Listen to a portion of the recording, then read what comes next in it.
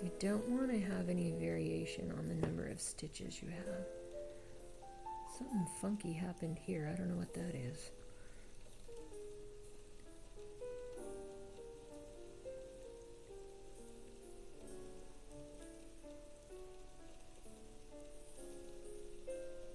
Perfect.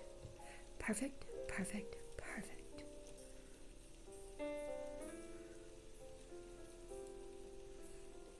Okay, so then just chain one, turn your work. Oh, back loop only, gotta remember, back loop only. And that is how we're going to create that texture and ridges on the side of the pumpkin. This is going to be a panel. The panel will become the pumpkin. Working with a non-traditional pumpkin color today. Now, see that? I just got the yellow, so I want to go back and grab the green because we need both strands in each stitch. Okay, there's the yellow. There's the green. This is the first time I'm making this pattern, so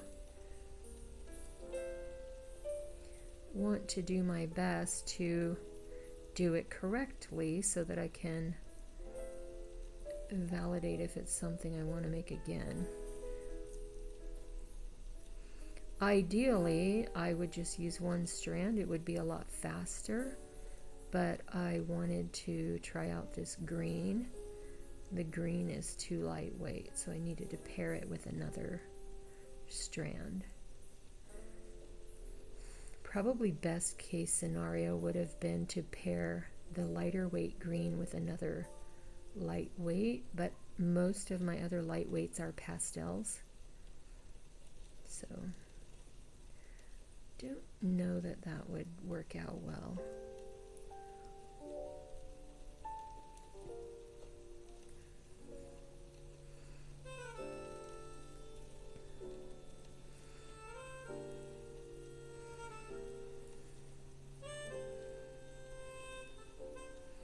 Now my face is at one end of my camera, the music is at the other end. I've noticed on my YouTube that my voice is kind of faint, but I just was thinking right now that I don't know if it's because my mouth is at the opposite end of the camera. I don't know that I've had music on my other streams, so I guess I'll do some R&D and figure it out after I upload this.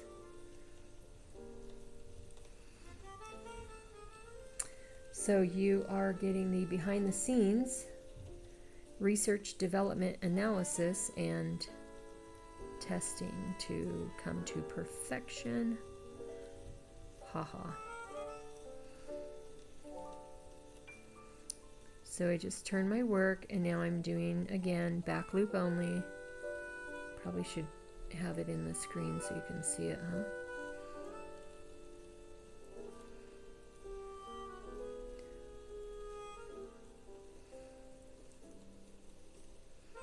Oh no, I got it. I thought I didn't have the strand, but I got it. There, see, I jinxed myself.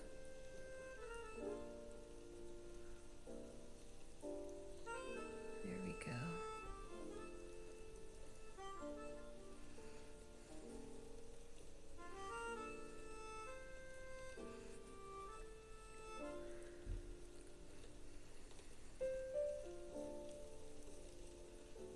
There we go.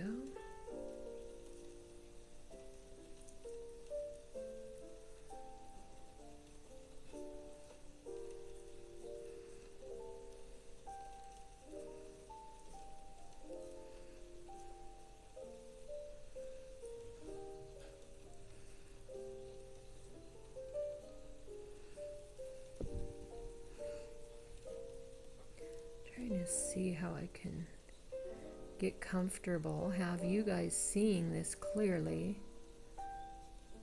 I do have my camera resting on another location, not the table, so that's good.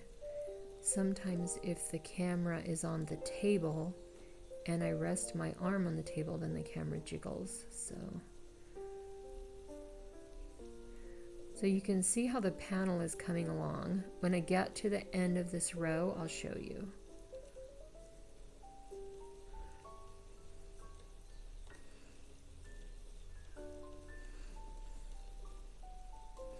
Okay, so when the whole panel is done with the 36 rows, so it'll get wider, then the pumpkin will be formed like this.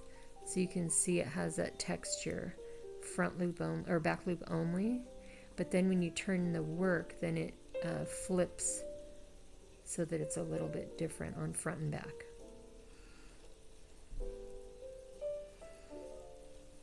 And then you can, when you sew it, you can just put that, tuck that in there. And the sewing shouldn't be too tedious because it will be the same matching color yarn.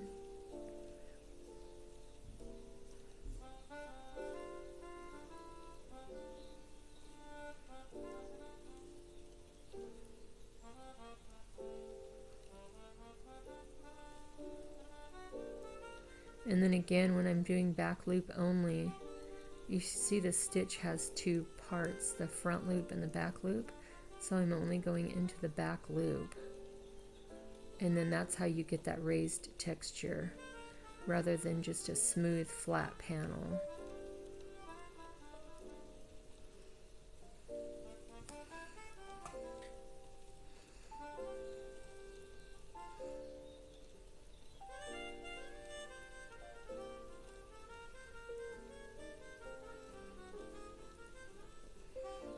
And I'm not really counting my rows right now because I know 36 is going to take a while.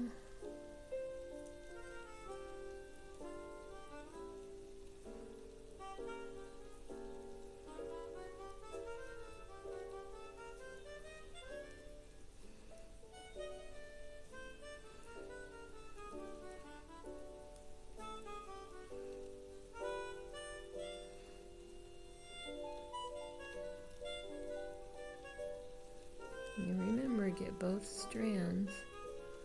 Almost left the green behind. Oh, now I almost left the yellow behind. There we go.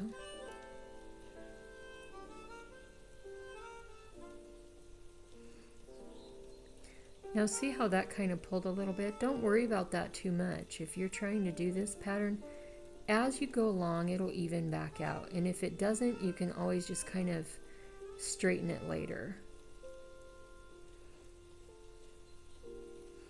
I mean, you want to try to take care not to pull super hard, but it can happen that the loop gets kind of long.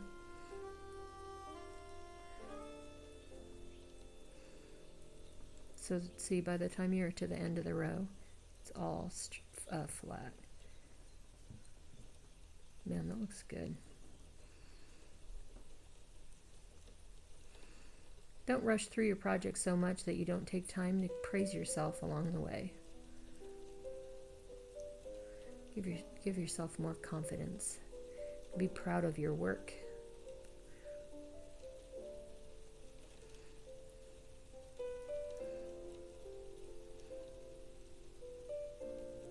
Don't get so distracted from your amazingness that you mess up your design.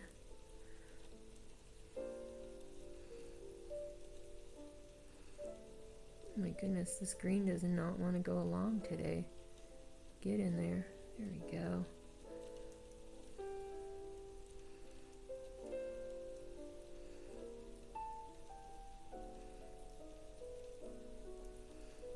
Come on.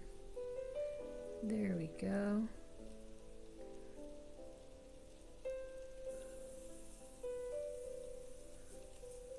See the green? He wants to be orphaned. Come on, green. Get with the program. There we go. And then get the yellow.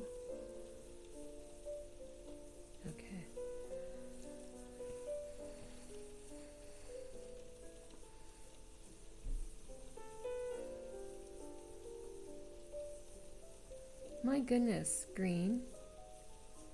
Goodness, goodness. Oh, holy mackerel. Okay, let's take a breath. Get the green, get the yellow. So this just shows you, even on the most easiest project, you can have some challenges.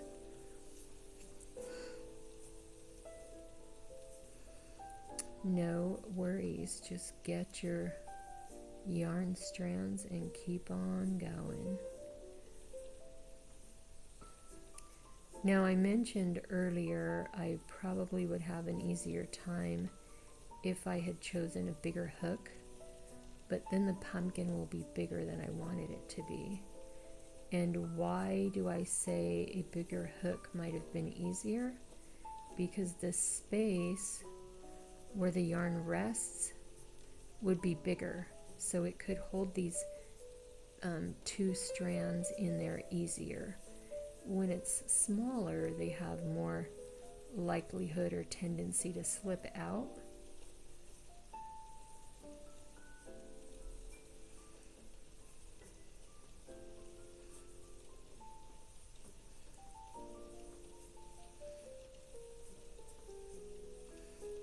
Oops.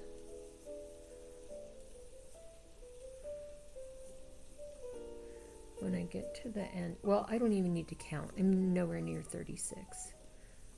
Why am I saying that? But you can eyeball it and know that, because you're trying to make a whole pumpkin. You're going to need a panel big enough for the whole pumpkin.